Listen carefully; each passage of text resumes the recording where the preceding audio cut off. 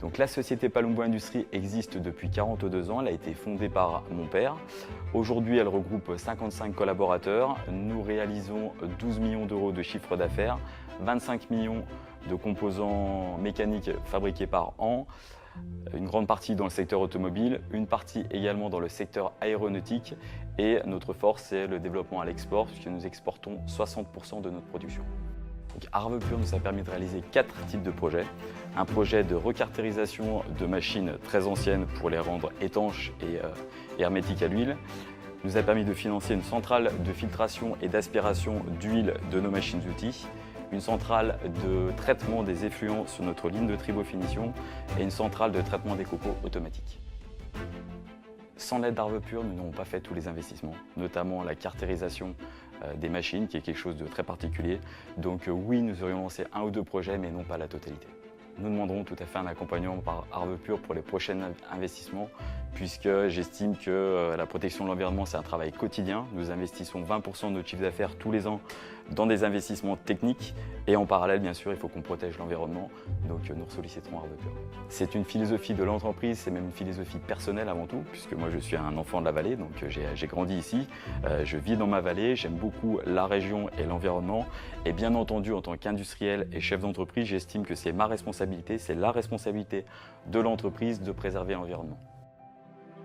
Les contraintes administratives ne sont pas très lourdes, contrairement aux idées reçues qu'on pourrait avoir, dans la mesure où lorsque le projet est concret, le chef d'entreprise, généralement dans la vallée de l'Arve, est un très bon technicien.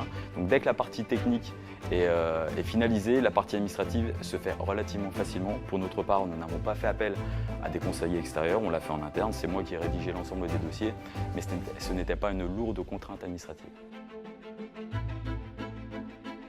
On est installé ici au cœur du pays du Mont-Blanc depuis 1945. On est la 3e génération à faire vivre cette société, sur laquelle on a des activités chimiques, donc sur les glycols principalement.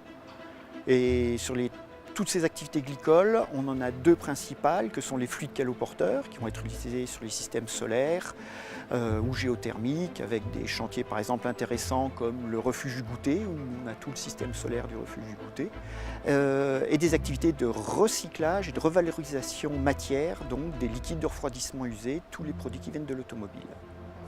Donc grâce à cette aide de Arvepur concernant le bac de rétention que l'on voit derrière moi et qui permet de limiter les risques pour l'environnement de pollution suite aux besoins qu'on avait d'augmentation de capacité de stockage pour qu'à moyen terme, et d'ailleurs c'est en cours, on puisse augmenter de 50% la capacité de production. Si on n'avait pas eu ces 50% de financés, économiquement, il n'y avait pas d'enjeu pour pouvoir, après, augmenter la capacité de production.